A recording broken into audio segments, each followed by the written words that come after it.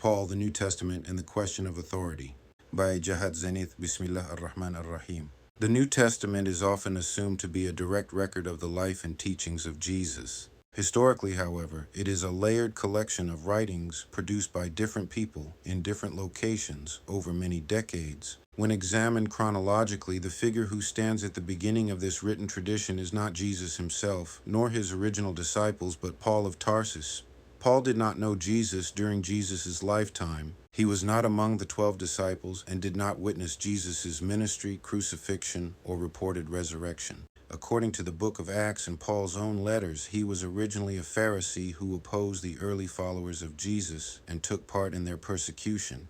His conversion is described as a visionary experience on the road to Damascus, after which he began preaching the message he once opposed. Crucially, the only record of Paul's appointment as an apostle comes from Paul himself. He repeatedly defends his authority in his letters, stating that he was commissioned directly by God rather than by any human institution. There is no independent contemporary record confirming that Jesus appointed Paul, and no evidence that the original disciples formally designated him as a leader.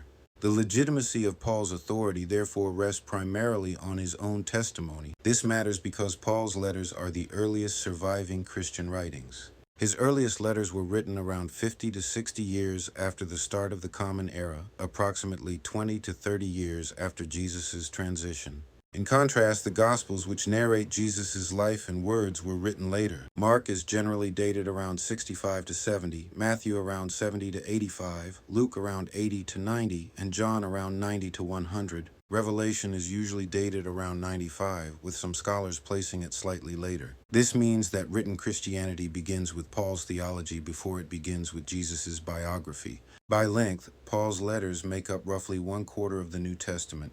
The words attributed to Jesus appear mainly in the 4 Gospels and make up a smaller portion of the text. When repeated material across the Gospels is accounted for, the unique words attributed to Jesus amount to approximately 5 to 7% of the New Testament. In other words, the figure at the center of the religion is not the dominant speaking voice in its foundational text.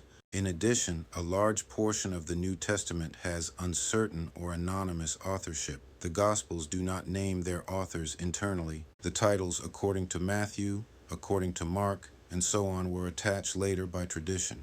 The book of Hebrews is anonymous. The authorship of several letters attributed to Peter and John is disputed. Acts is formally anonymous, traditionally attributed to Luke but not identified in the text. This means that roughly 1/3 of the New Testament lacks secure attribution. The New Testament also did not exist as a fixed book during the first centuries of Christianity. Different communities circulated different collections of letters and narratives. Some books were accepted in some regions and rejected in others. It was not until the 4th century that church authorities settled on the list of 27 books now known as the New Testament. This process reflects institutional decisions, not a single moment of revelation. There are also thousands of textual variations among ancient manuscripts. Most are minor, but some affect meaning and theology. This shows that the text was transmitted, copied, edited, and shaped over time, not preserved as a single unchanging document.